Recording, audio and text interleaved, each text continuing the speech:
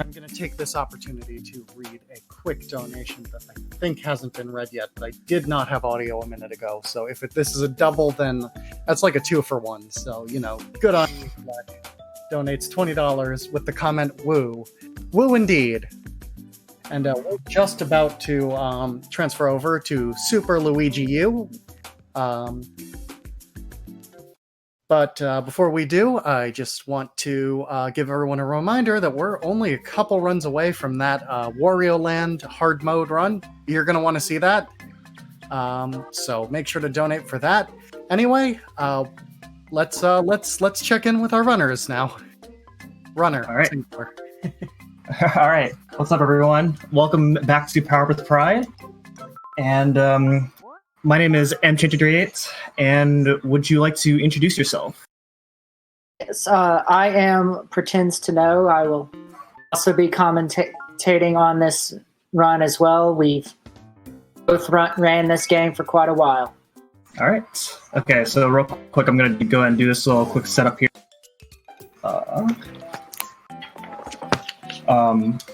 Okay. Hold on. I need to hear the sound real quick.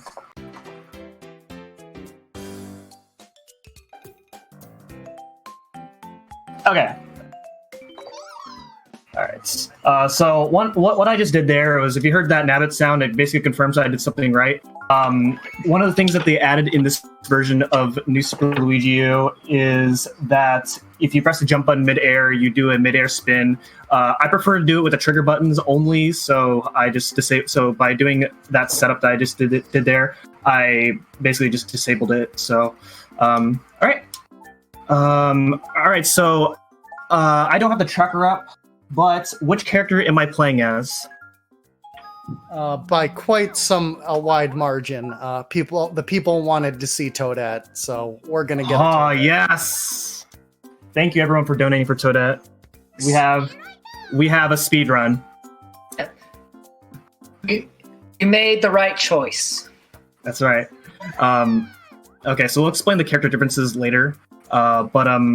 Anyway, there's a 2-minute intro cutscene, and time is going to be after that cutscene. So, are we ready? Yeah. Yes. You want a countdown? All right. Well. Time is after the intro, like when I start moving on the map. So it's going to be about 2 minutes from now. Okay. So null on that countdown then. Yeah. I'll let you know when. So here we go. All right, hello everyone. My name is M38, and welcome to New Super Mario Bros. U Deluxe for the Nintendo Switch. 2 years ago, in PUWP with Pride 2018, I ran the original New Super Luigi U, and it was on the any percent category. And now we are running the Switch version that came out 2 years ago, and I'm running the All Castles category. So. All Castles differs from any percent. It is twice as long as any percent, and I also think it's twice as fun. All Castles is the workless category, where in any percent you skip worlds 2, 3, 4, and 6. In this category, we do all 8 worlds done as fast as possible.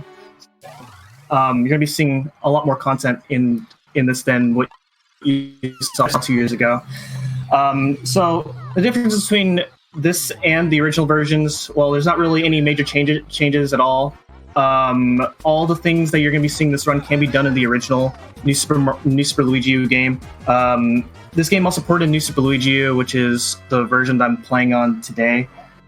And so in New Super Luigi U, we have a 100-second time limit for every level, and all the levels are a lot more difficult, and it's also a shorter game in general. So time's about to begin really soon. And so the first level, 1-1, I'm going to be getting the main power-up of the game, which is the Super Acorn. And it's going to allow me to turn to a squirrel and fly through levels. And that is going to be the main power-up that I'm using out the run. Okay, ready? Okay, yeah. The quickest way to summarize the Super Acorn is Nintendo fixed the Super Cape from Super Mario World, and it's still one of the most broken items in the franchise. Yeah. In yeah.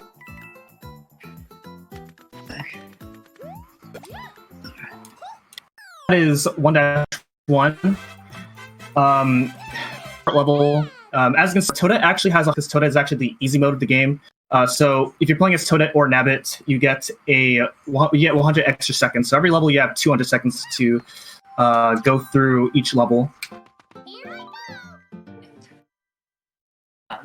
We probably won't need them. Something has gone wrong if we do. Yeah. All right. So on the back here, I'm going to get the star. And stars make you invincible, as well as give you an extra level. And then I'm going to hit this next block right, star, only that chain, in order to go through that. In order to go through that whole level. I'm actually going to wait here because I made one. And when you end a level with a double digit at the end of the level, then you get fireworks, which loses 15 seconds. So I was actually on pace to get a 77 there, which would have lost me 50 seconds right off the bat. So losing a second there is better than losing 15. Yeah, you want to avoid fireworks as much as possible. You'll also get a item after the fireworks, which can be useful, but none of them are enough to warrant the time lost to retrieve them.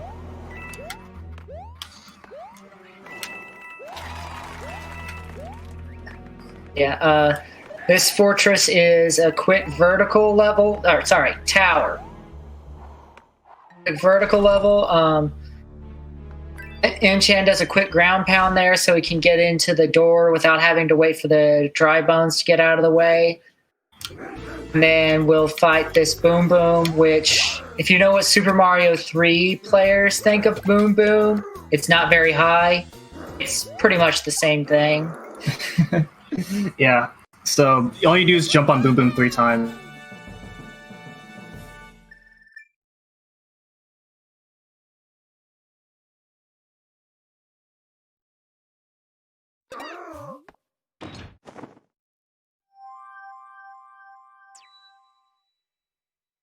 It was not a choice on the because it doesn't die in this game.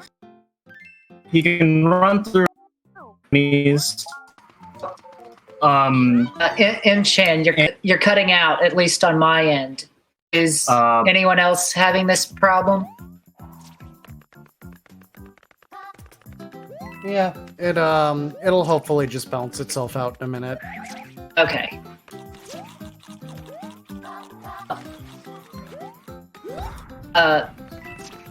Yeah, I. Okay. What are you okay. You good? So normally you use.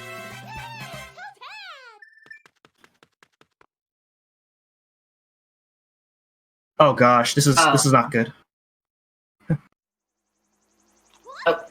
I'm being heard, right? Every fourth word or so. Oh god. Yeah. Okay. Here, I'll try to explain what Enchan was saying about Nabbit really quick while we hope that it balances itself out. Nabbit can be faster because he's invincible to enemies. The only way for him to die is to either be crushed or fall into a hazard, such as a bottomless pit. To get it, however, though, the majority of shortcuts in this game and major skips require a flying item. So if you spent, and it also takes a total of 6 seconds to switch back and forth between Nabbit. So because the majority of the skips are faster flying than as Nabbit, there are there is there's less opportunity for Rabbit to truly shine without making a time loss altogether. Also, the people asked for Toadette, so the people are getting Toadette. Okay, up on the first boss here. Jan, are you back? Yeah, I'm back. Okay. We're coming up on the first boss here. It's funny. Fortunately, not quite as trolly as in Super Mario Maker 2. Important thing here is you got to make a relatively tight jump, because a recurring theme with all the bosses is that if they get away from you, it becomes extremely difficult to get back on cycle with them. One of though is first Koopling, and that's so not a big problem. Yeah, every boss, if you fight them all the same way each time, then they're fairly consistent. There are a few exceptions later on, which we'll go over as they come. All right, so that is World 1, and now we're moving on to World 2. So the first level is 2-1, and something interesting about 2-1 is that in the normal run, you actually play as Nabbit, even though it's slower. But there's a cutscene at the end of the level that does not play at all if you use Nabbit. And that's because Toad's gonna in that cutscene, Toad's gonna let you know that that Nabbit stole their stuff, and we have to get it back. But if you're playing as Nabbits, then that cutscene the game just decides that they don't want two Nabbits on screen, so they just decided to skip that cutscene completely. Which is a free 30-second save normally, but since we're only using Toadette, we're going to be seeing that cutscene. Yeah, this will also be the only time we see Nabbit.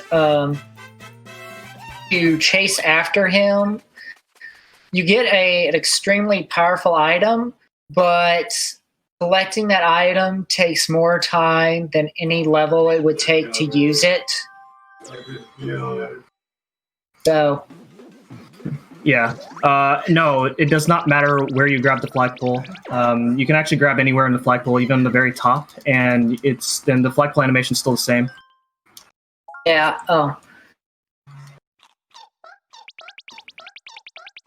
The reason for that is because the character won't get off of the flagpole until the Bowser flag has fully been lowered, so it doesn't matter where you land on the flagpole. That same time, it's always the same time. Yeah, but an optimization I am doing is I'm actually turning backwards right before I hit the flagpole, and that's so that doesn't turn around to get off the flagpole. All right, so this level is really difficult when you're not using Nabbit, and that's because it's a dark level, so it's kind of hard to see enemies. So you just kind of have to study the level really well.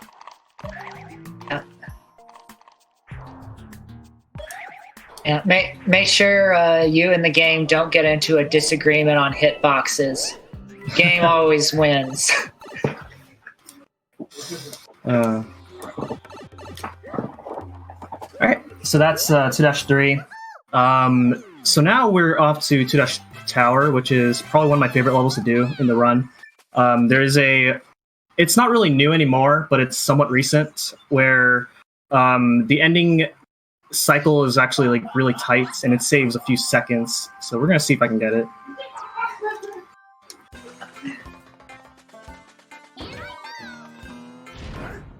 Yeah, the theme of this level is opening the way with spinning wheels.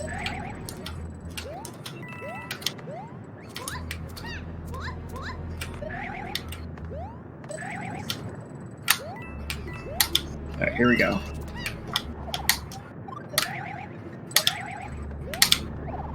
Got it. Yeah, narrow opening is probably a little tighter than it even looked, and that looked really tight. But yeah, here's Boom Boom. A-Mac's gonna put magic on him. Not sure what that's gonna do because same fight as the first one. Yeah, so Kamek basically powers up Boom Boom to make Boom Boom do something different each time, but no, not good enough. Alright, so now we are off to what is the worst part of the run. So in this bridge section, there is a Goomba, a Fire Burrow, and an Acorn, and we have to get through this bridge without hitting any of them. We can get the Acorn if we want. It's not a big deal. It's only 6 seconds loss if we get the Acorn. But whether or not we run into the Fire Burrow or the Goomba is RNG. They move completely at random. And so we just gotta hope and pray that they don't run into us. Yeah. So let's see what happens. And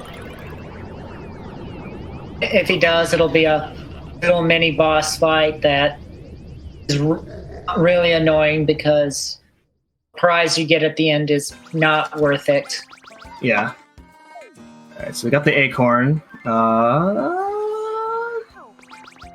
Oh, okay. So if I was going to run to any of the enemies, it would be the Fire Bro is usually better because it's just one Fire Bro and that's it. So we get the propeller right there. We don't need it at all. Yeah. And now I just got to hope that I don't run to the Goomba. Yeah. Acorn is superior to the propeller. Sorry, original Wii game fans. Okay, there we go. So unfortunately, it is a 20-second loss, and this is definitely one of the most frustrating sections when you're grinding world record attempts. But it is what it is, and we just have to roll with it. All right. So in this level, there is a specific cycle that I have to make in order to make this jump right there. That jump is as hard as it looks. And that's actually a common theme in this game, where a lot of things I'm actually doing is harder than they look, and that's because in New Super Luigi U, the movement is actually really difficult to do. Most of the time when you're playing the game, one of the hardest things that people complain about is the movement. You slip a lot, you jump higher, your jumps are really floaty. In general, it's just a very difficult game. So it takes a lot of practice to get good at the movement. So I'm actually going to do this level again, even though in all castles it seems kind of weird. But trust me, this will make sense later. Yeah. Well, while we're repeating this level, is this a good time for some donations? Yes. Yeah, about one. Okay, we have $50 from Garby that says, "I don't want a sad Shasta." Yes. So that's one. You guys should definitely donate for the hard mode incentive for Wario Land 4. It's a really insane run. All right, so that's the secret exit for 2-4. And again, I'll explain more about why I'm doing this later. So now we're gonna move on to 2-5. 2-6. So earlier in 1-3, it introduced Rolling Hills terrain, and now we're back to Rolling Hills terrain in this level. And you see a lot of benefits here in this level where whenever I'm spin jumping off of anything that's moving, you actually preserve that momentum, especially when you have the Acorn. So as you can see, with all these spins, I'm actually flying really fast. Yeah, it's one of the few exploits in the game. One of the few exploits in the game, because this is Nintendo actually put in a lot of effort to making sure that this game had as few exploits as possible. So that was not something that was supposed to happen, but thankfully I improvised that pretty well. And next up is Tudash Castle. Not really a whole lot to say in this level. In the 100% category, there is a lot more to talk about here, but here it's just pretty straightforward. This is an example of where the acorn's going to truly shine, because we're gonna fly over the entire level pretty much.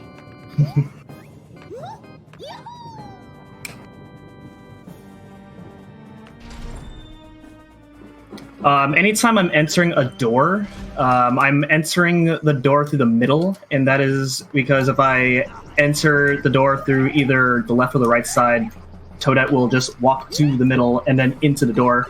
So that does waste some time when you're doing real-time attempts. In-game time entering from the very left side is faster. Yeah.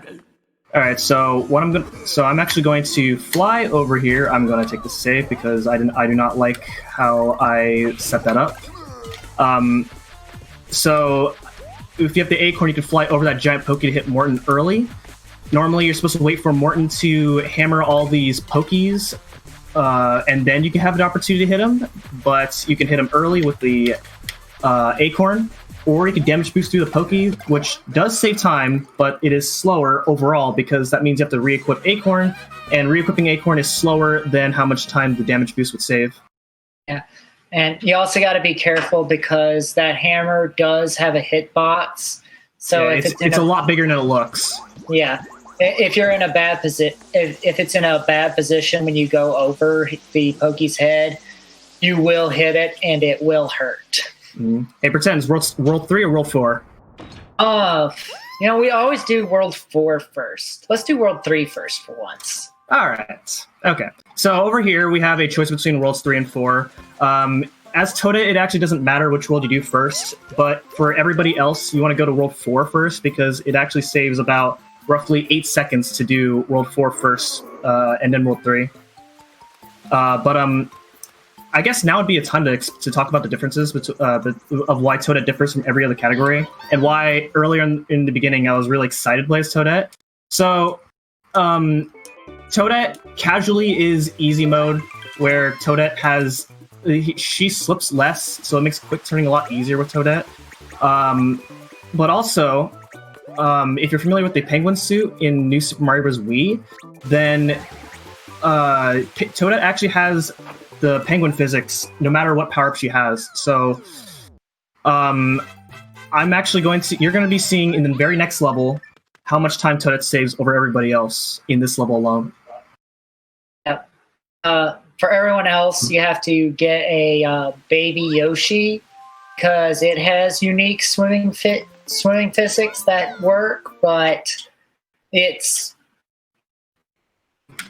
completely unnecessary with Toadette's swimming physics. Yep. Also, to briefly mention, anyone who's also remembers the viral Twitter thread with the Super Crown. Super Crown is slower than the Super Acorn. So if Peachette shows up in this run, it's because there was an unfortunate accident. Yeah, but hopefully the run doesn't go that bad. Yeah. So that was 3-2. So with those, if you're just doing this level without anything, it would be 20 seconds slower. So this is a huge time save. Yeah. All right, so the next level, 3-Ash Tower, is a very big example of why you should play as Nabbit. So there are these skewers on a cycle, and we have to wait for basically a lot of cycles. So, but this is part of the skill right here, is waiting. Yeah, if you're Nabbit, Nabbit doesn't have a hitbox with those skiers, so he can just jump through the level. Okay, that Firebro was nice. That Firebro can be really mean at the end, but he let me through. That was very nice of him. So that's a theme with all the different Hammer Bro variants that we're going to come across is hope that they're nice. All right, so another Boom Boom fight, so you can read a donation. Okay, let's talk a little more about that Shasta incentive coming up, because we have another $10 from Scala Kitty. I only have a little to give, but I want Shasta to show us that Wario Land run. Well, it's real appreciated, Scala. Let's get there. We got this run and the next run. We can make it. Also, we just hit 4K while I was reading that donation. Yes. But we'll do I have time for more, or should we save the rest for later? Maybe one more. Yeah, One more? yeah. Make one more. it short if you can. Okay, we have $50 from White Lightning, which says, "Hey M-Chan, good luck on your run and get good RNG in the desert." Message may have come a little late. Thank you, Lightning. Okay. Alright, yeah. All right, so there's two really scary jumps towards the end of this level right here. We're gonna see if I can get it. Yeah. The Okay, that's one, There's one. and that's two. And- yeah, jumping between that boo ring is just as scary as you think it is. That's right.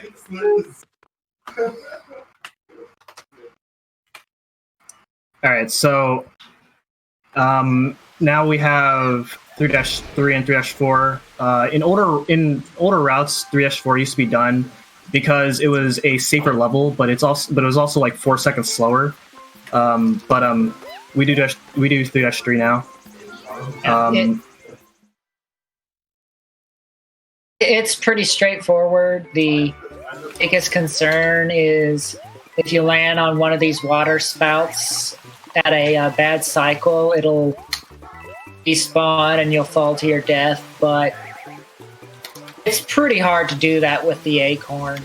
Yeah. So right there, that looked like a mistake. But the fastest time you can get at the end of this level is 77. So that right there was just a bit of a slowdown, so that way I can avoid fireworks right there.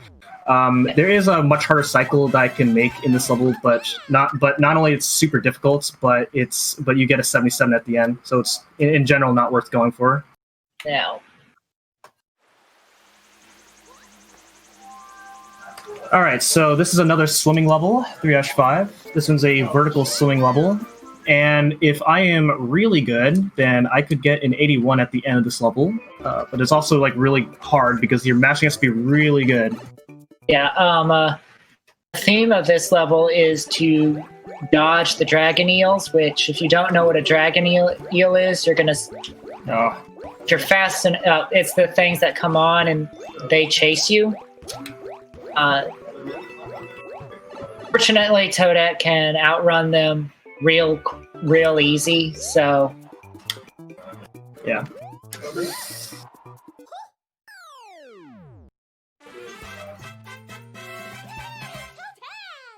All right, so now we're at 3-Ash Castle, and this is actually another level where Toadette does save about a few seconds over everybody else.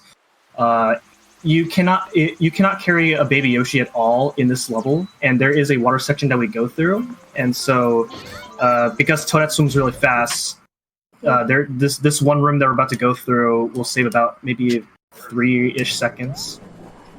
Sounds about right. Yeah.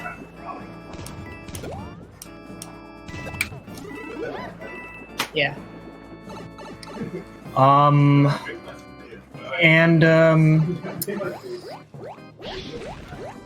So right there, there was.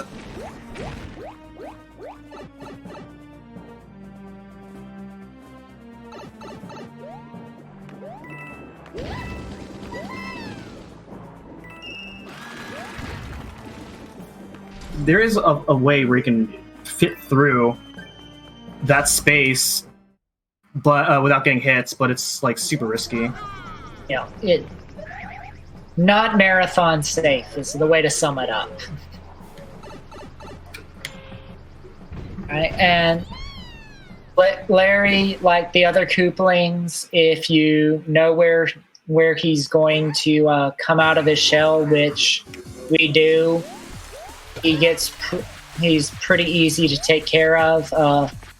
This second hit right here is free. All you do is just stand there and let him hit and let him get to you.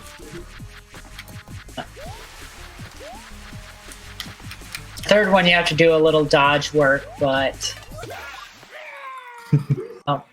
also for those who don't know, Barry's theme in this game, and I think some of the others, is jumping. So if he started jumping, it could have been rough catching him. So being in a stun like that was fast. All right, so that is World 3 completed, and since we did this first, we are going to go back and go to World 4. Past the castle, there is an airship, which we're not going to be doing at all. Spoilers. You may think that it's faster just on the natural route of the game, but you will not be seeing it, and there's a very good reason why we'll talk about it at the end of the world. Yeah. For now, though, we're in the ice world, which it's pretty straightforward. One place where Toadette will shine is she doesn't slip as much.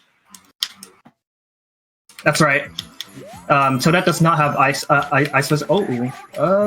on. Okay, not bad. That could have been. That was really scary because the bruisers and the barrels that they punch at you both do not have favorable hitboxes, so that was really close. Yeah. All right, but yeah, that's probably the only technical level of this world. Normally in the normal version of the category, you actually play as Nabbit throughout the entire world. But when you don't play as Nabbit in World 4 at all the levels, well, most of the levels have significantly increased difficulty. So in this level, I am going to slow down at the end for about a second, and that's because this is another level where if you complete it as fast as you can, you'll get a 77. Yeah. Otherwise, another place where the acorn shines. Fly over the penguins. Fly to the end of the level, and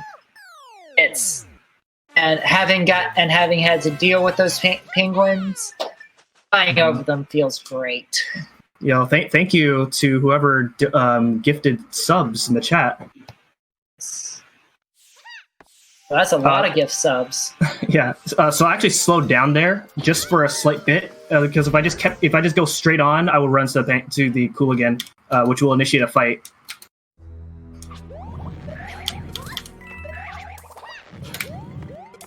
Yeah. Goal of this tower is to avoid icicles. Pretty straightforward. You also slip through the crack there at the end, so that way you don't have to take the elevator and just wall jump to the boss. Yeah, it saves like a few frames, but I like to think it's worth it. So. All right, so this boom boom fight is exactly the same as the boom boom fight in World 3. If you want to read like one donation, you can. Sure thing. We have $5 from Cheers to Moon. No comment, but thank you. And we have $250 from Fig, who gave us a rainbow flag in heart emojis. So thank you for that very generous donation. And with that, we are way over halfway there to getting Shasta that run. So yep. you know what to do. All right, so at the beginning of the level right there, I did a jump right at the beginning. Even though Toadette does not have ice physics, she still decelerates slowly while she's on ice, and so just doing a jump right there just eliminates that really slow acceleration. And nice, we got a 79. 79 basically indicates I played the level very perfectly, which is really hard to do because you have to. Going through all those piranha plants is actually like really precise. Yeah, a lot of jumps. And so now the next level is another situation where I have to slow down for about a second in order to avoid getting a 77 at the end of the level. Getting that acorn right there seems like it's slow, but because you have to pass by that ring multiple times, it ends up not being faster to avoid that acorn every single time you pass by that ring.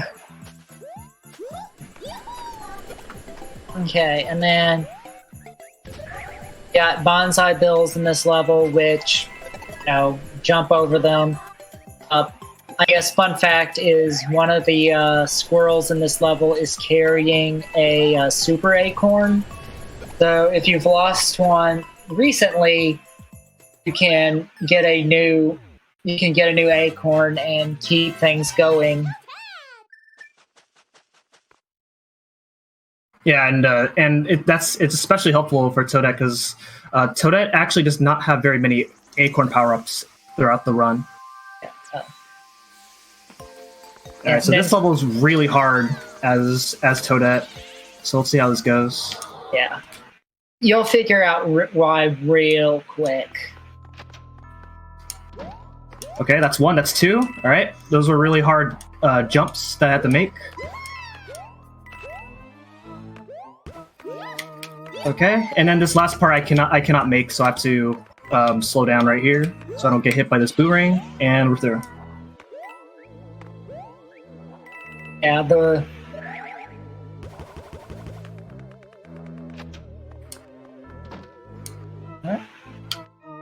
Yeah, yeah, simple, straightforward platforming.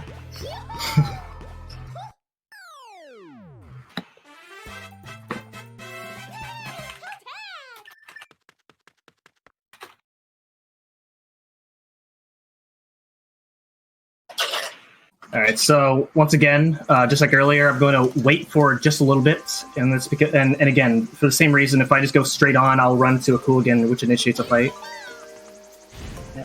You don't want to fight the Cooligans; they have really bad hitboxes. Yeah. All right, so this is a speedrunner level, as I like to call. This is basically the goal of the level here is to run past all these thwomps over here. Yeah. I'm certain there's been plenty of these sorts of levels on Super Mario Maker. Quick word of warning, unlike Mario Maker, do not spin jump on these thwomps.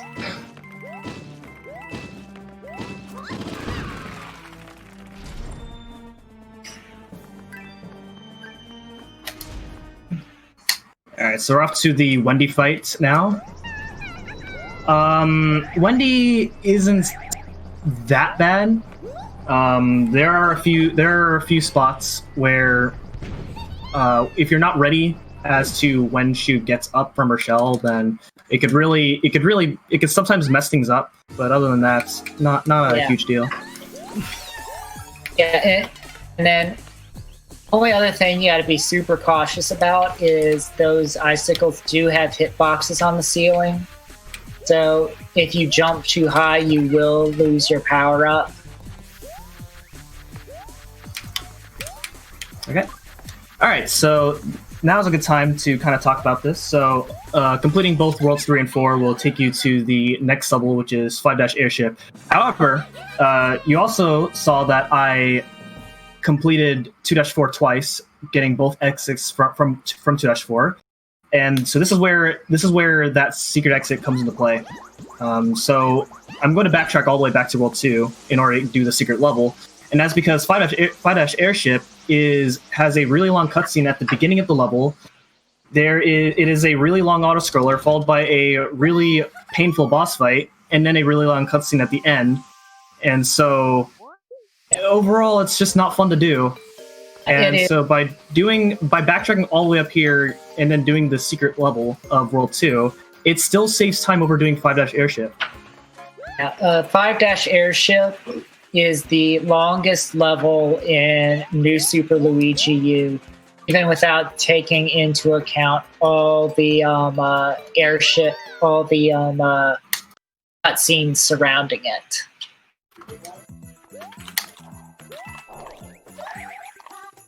Yeah, so what we have instead here is just a really short level right here.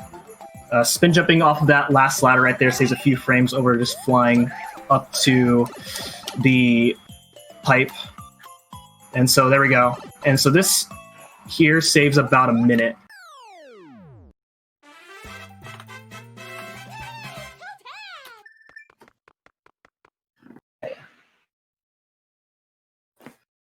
All right, so up until this point, the routing through the run is pretty straightforward. But this is the point where All Castle starts to get somewhat interesting.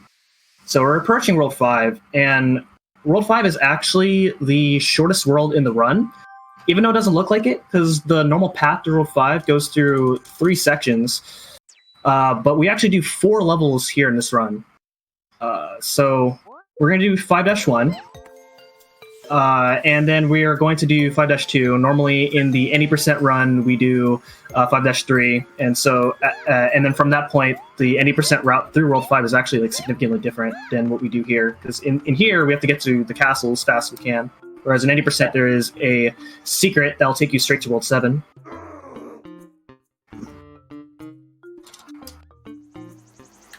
So yeah, and then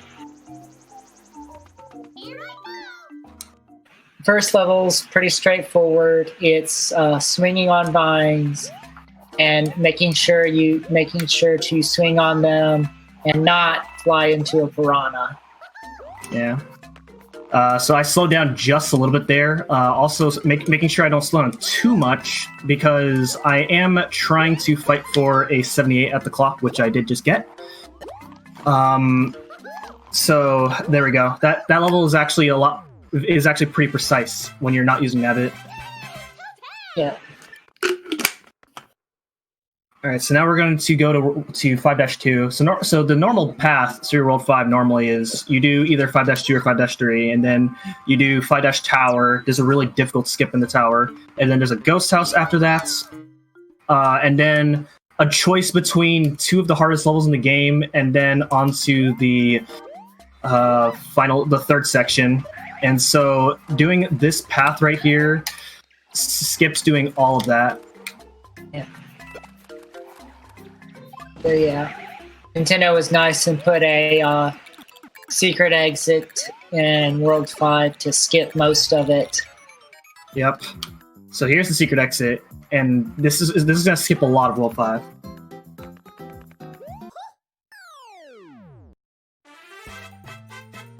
So the next level is 5-6, and 5-6 has a recent optimization where German runner BlueX2 actually found out that you can actually slide down these wood platforms that are slanting downwards, and you actually gain enough speed to actually get a 79. So it saves about a second over what used to be done.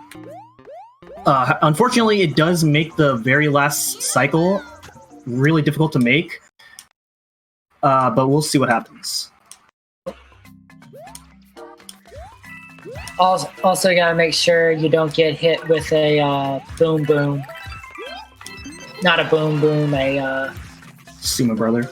Sumo brother. Okay, nice. We made that. That is really difficult, and so there we go.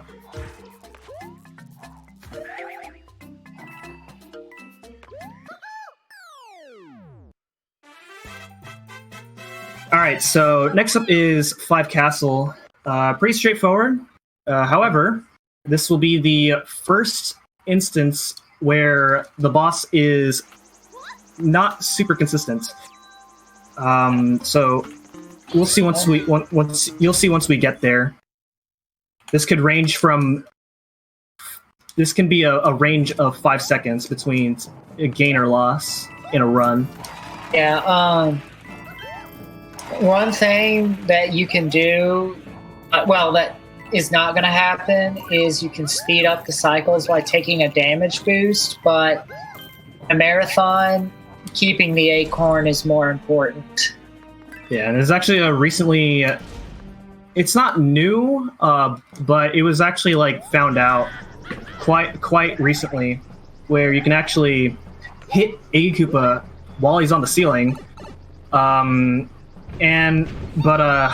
it's very difficult to do, and I will not be doing it. It does save a lot of time if you can get it, but not today. Yeah, what makes Iggy Koopa the most difficult is before the fight starts is gets a chance to go get onto the ceiling and start a cycle. The reason the damage boost I mentioned is because generally the one optimization you can do is if you take a hit from all his magic bolts, he comes off the ceiling when all his magic is despawned. Then after that, it's just... Oh, that's nuts. Okay. Somehow I just kind of lost count as to how many times he goes into the pipe. But, oh well. We have... This is why we have backup acorns. Yeah. It's a minor inconvenience. Yeah. So yeah, semi-random boss, which is unfortunate, but we just gotta deal with it. Well, Iggy wouldn't be the worst Koopling if he didn't also live up to it in a marathon as well.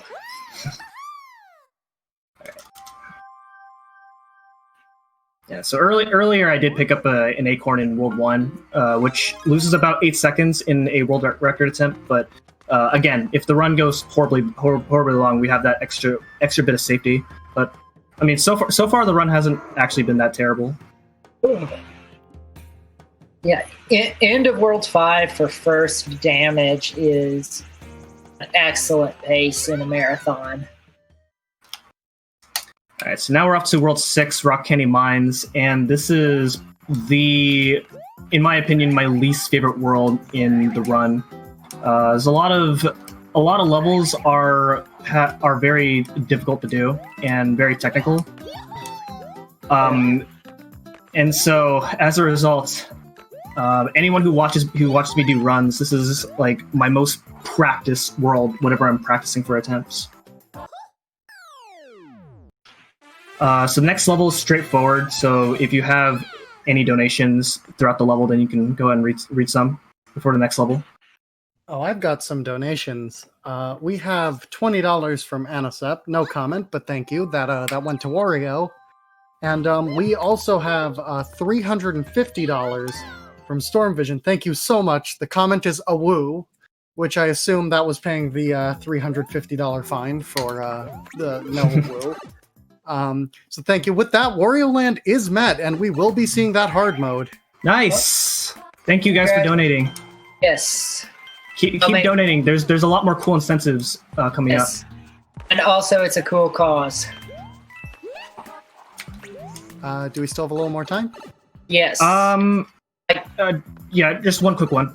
Yeah, quick one. Not a donation, but I want to say that the next incentive after is the Final Fantasy Legends 2 Good Taste, Bad Taste Bid War. Now, Scala has said that Bad Taste is winning, but Scala has said that we have some cool pride palettes for Good Taste. So we probably want to see both. That's a rolling incentive, so we probably want to even those out a bit so we can see them go back and forth during the run. All right. Okay, so Pretends, you want to explain this next trick coming up? Yes, this is probably the envy of many Kaizo players. What Enchan's going to be doing is he's going to be clipping through a Kaizo block. There were 2 Kaizo blocks in that area that he just passed through, but when he hit the first one, it raised Toadette's hitbox just enough to where when he did the move with the Super Acorn, he got he missed the hitbox to activate the second one and was able to slip through it. Also, yep. Boom Boom has wings now. Yeah, and so that trick actually saves like 6 seconds because I don't have to wait for the grolls to open up a path for me to go through. And so that was Boom. And so that Boom Boom fight. Boom Boom has wings. He drank a lot of Red Bull, but that is actually the last Boom Boom fight of the run. Like the others, it's pretty straightforward. It has the most variance in terms of getting the first hit. So, and then this next level is going to be a vertical level, and Yim-chan's going to be trying to dodge a bunch of rolling spikes from... Okay, nice. The optimization through that level is somewhat recent. It's not new anymore, but it is a fairly recent optimization. Yeah.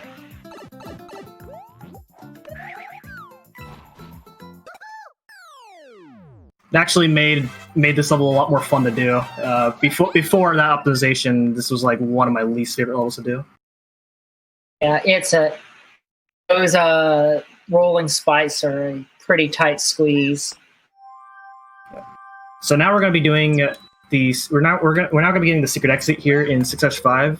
It may not look like it's faster, or at least this route through World 6 may not look like it's faster, because there's actually a secret exit earlier in the 6th tower that takes you to a level, a secret level. It's not a secret level according to the game, but it'll take you to the 2nd tower quicker. But that is an auto scroller, and we don't do that level at all.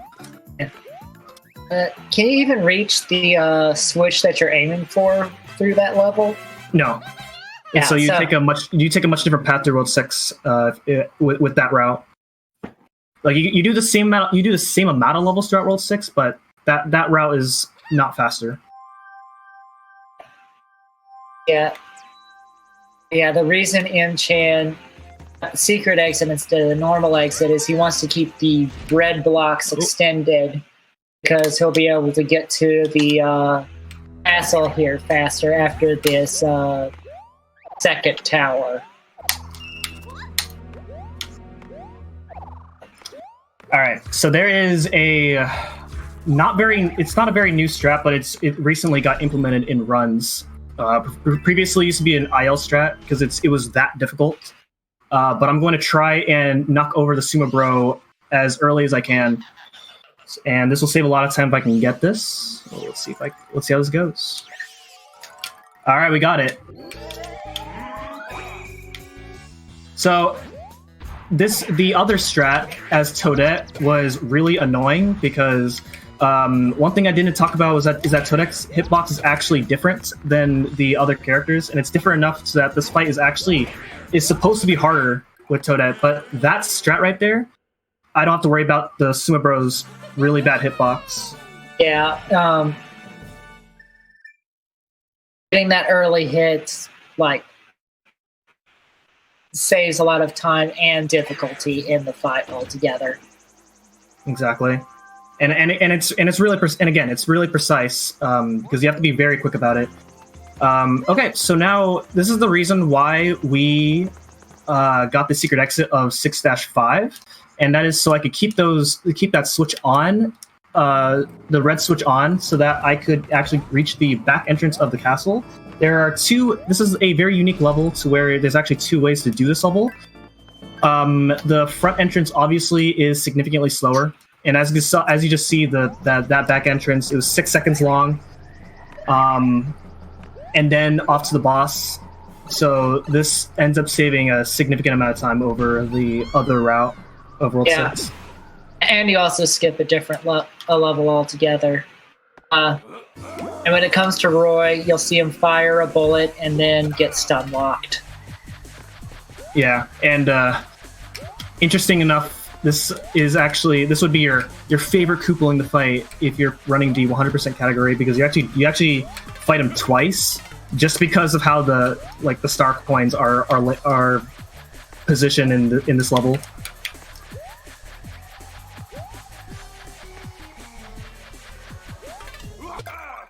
But there we go. That is World 6. And so now this is the part where the run meets up with the 80% run, as we're heading into World 7. Yeah. If anyone What? Go on. No, I was going to say, if anyone who's seen the any percent category of this game, this is where everything's going to start looking familiar again. Yeah. All right, so the first level is 7-1, and it is by far my least favorite level of the entire game. And so this will probably be the only time where I call quiet, so I could focus. There's a really difficult jump towards the end of the level.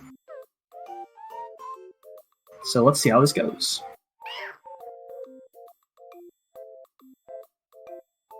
What makes this level difficult is that you're supposed to use a penguin suit and then ride all these frozen fuzzies through the level. But obviously we're not going to be doing that.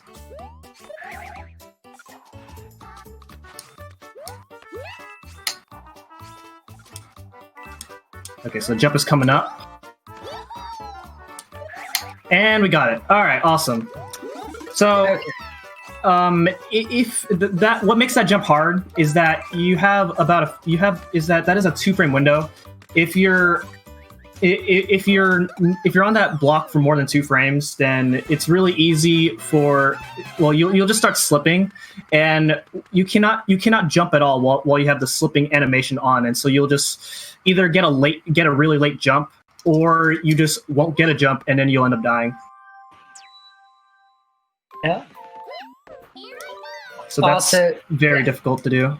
And as a trivia note, if you lose your flying item in there, you can't eat. There's not even, as far as I know, a super crown to rely on for backup to at least get out of the level flying. So you're stuck on casual strats.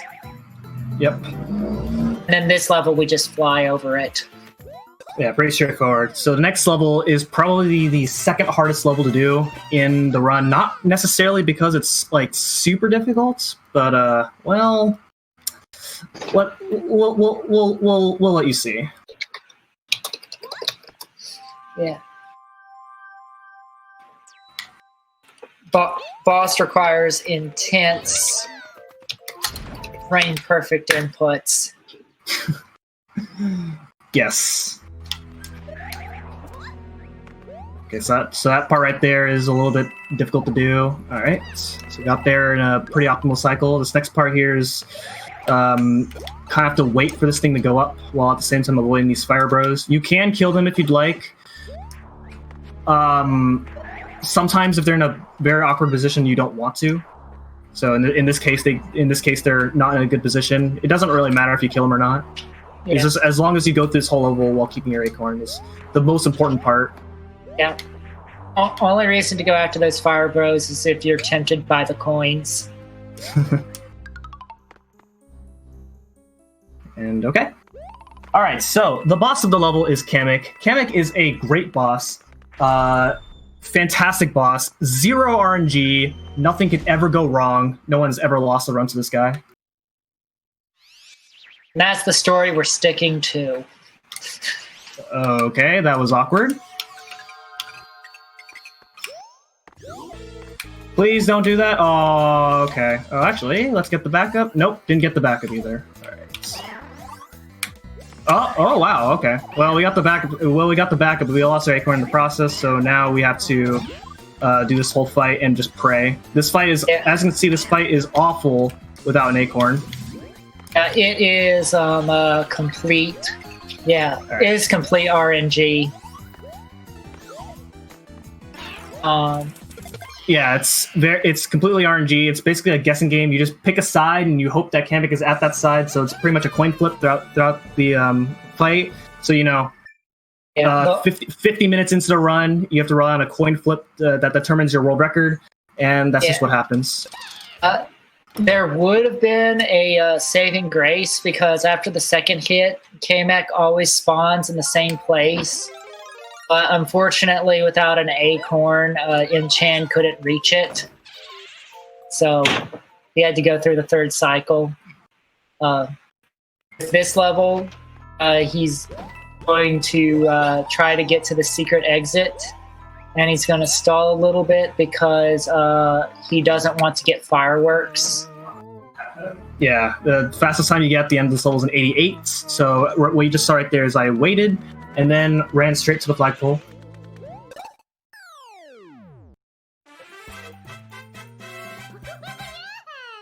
Alright, so this secret exit saves a lot of World 7, because otherwise if I were to continue to the normal path of World 7, there is an RNG section, so there's more RNG in this world.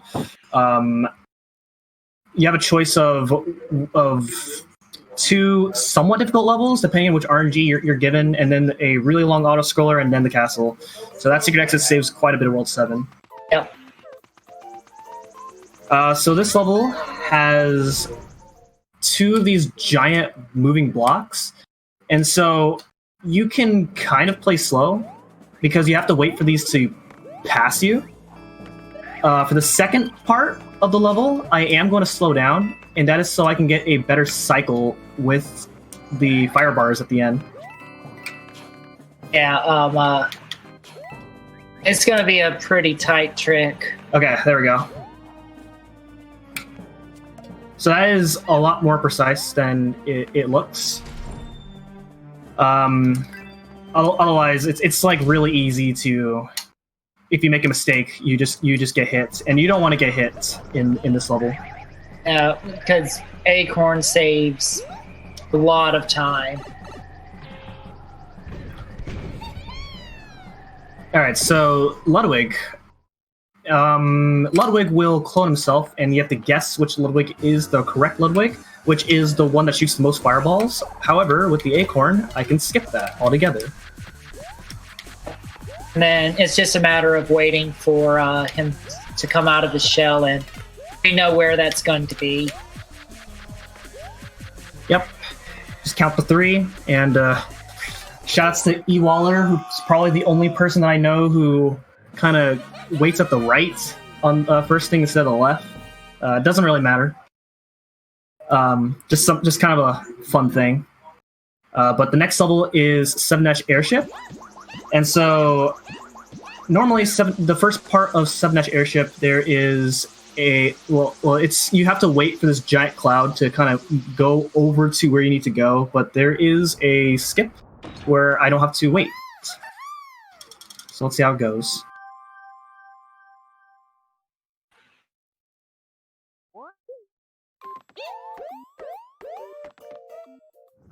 It's somewhat difficult.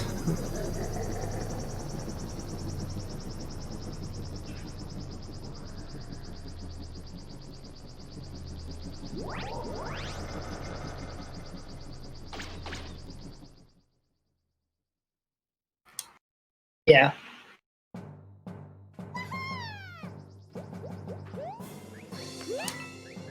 All right, and there it is. Yeah, yes, well, we're going through the second half, which is an actual auto-scroller. I guess a fun little trivia fact is if you're Peachette in this level, you can do a double jump with her, which is her, and you can land, and you can actually keep the cloud from starting moving altogether, which saves no time, but is a cool show-off. Now for Bowser Jr., another completely fair and balanced boss.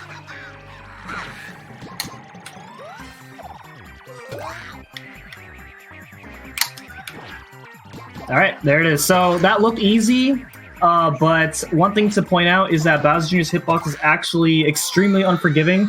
There have been really insane clips of various runners from New Super Mario Bros. U or New Super Luigi U where it looks like runners hit Bowser Jr., but they either go completely through him, or they just get knocked out of hitting him, or you just get hit at the same time that you hit him.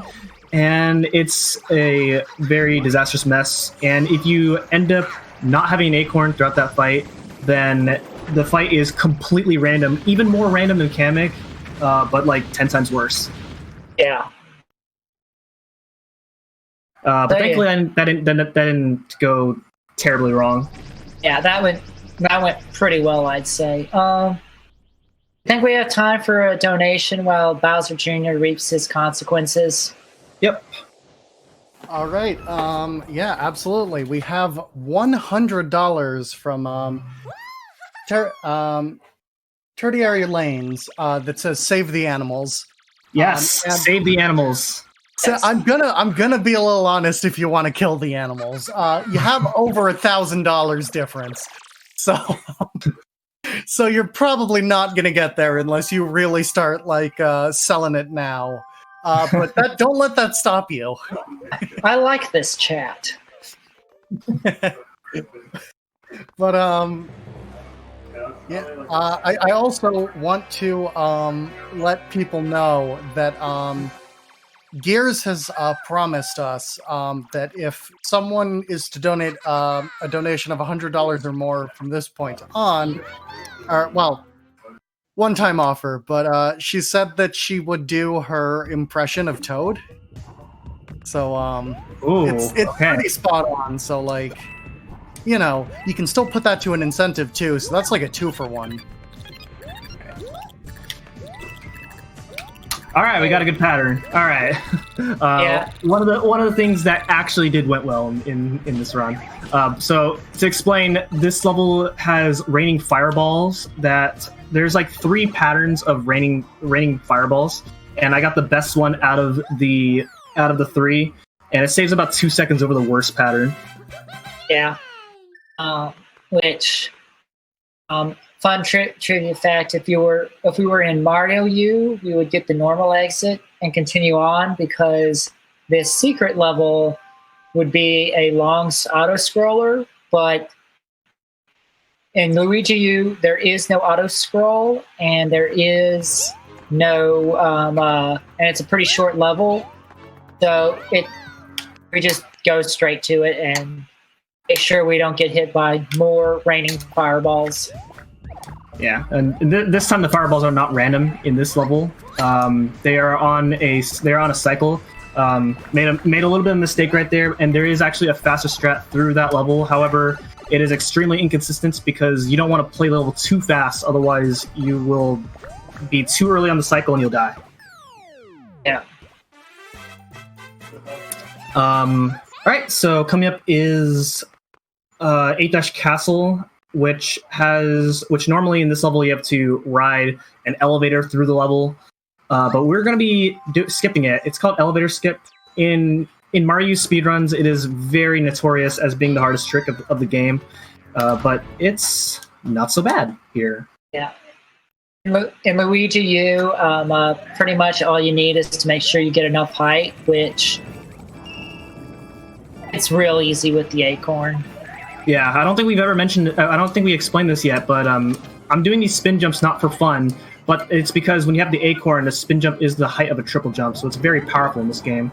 Okay, Yeah. That right there is a very YOLO strat.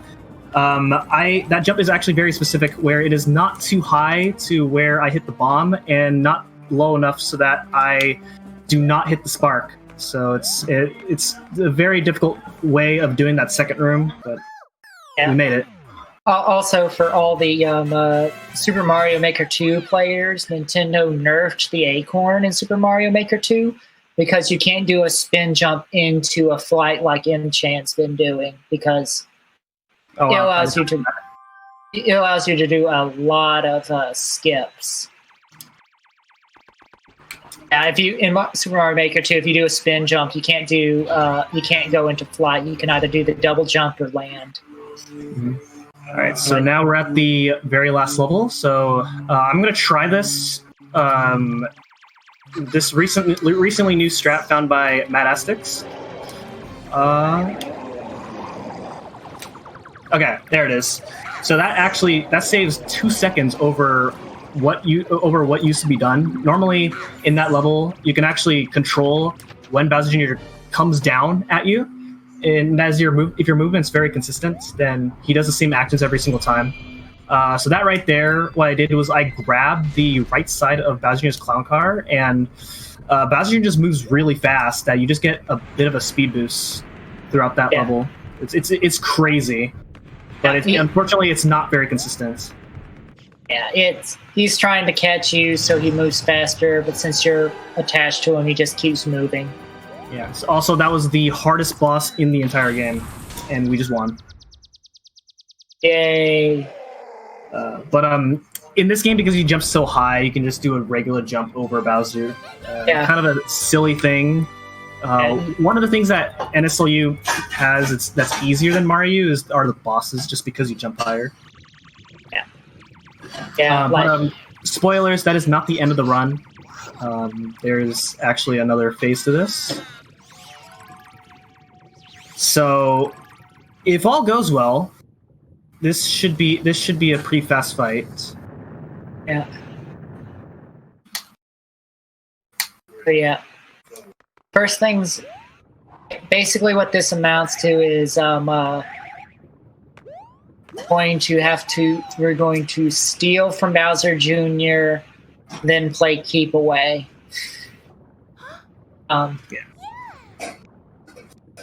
There's an early strat that Enchant's going to go for that saves a second. If you fly into Bowser's or close to Bowser's face, he fires 2 fireballs.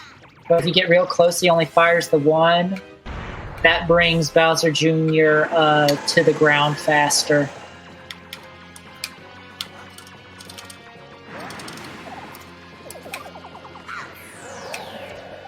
Yeah, you can keep explaining this fight. There's a lot to explain this fight, and there's not enough time. Yeah, the simplest explanation is Jim Chan's gonna keep the clown car, and he's gonna dodge Bowser, and then after the second hit, we'll be able to hit him immediately, which cuts out an entire phase.